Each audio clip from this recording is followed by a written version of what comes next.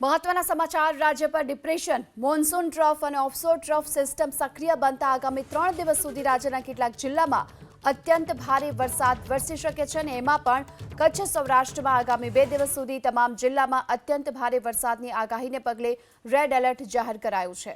આ તરફ દક્ષિણ ગુજરાતના ભરૂચ, નર્મદા, સુરત, તાપી, ડાંગ, નવસારી અને વલસાડમાં આજે અતિ ભારે વરસાદનું ઓરેન્જ એલર્ટ અપાયું છે। મધ્ય ગુજરાતમાં આણંદ, વડોદરા, ખેડા, છોટાઉદેપુર, પંચમહાલમાં ઓરેન્જ એલર્ટ અપાયું છે।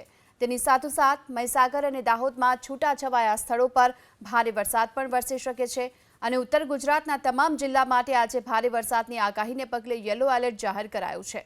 જો કે ઉત્તર ગુજરાતના બનાસકાંઠા, પાટણ, મહેસાણા, સાબરકાંઠા, અરવલ્લી જિલ્લામાં છૂટાછવાયા સ્થળો પર આજે ભારે વરસાદની શક્યતા વ્યક્ત કરવામાં આવી છે।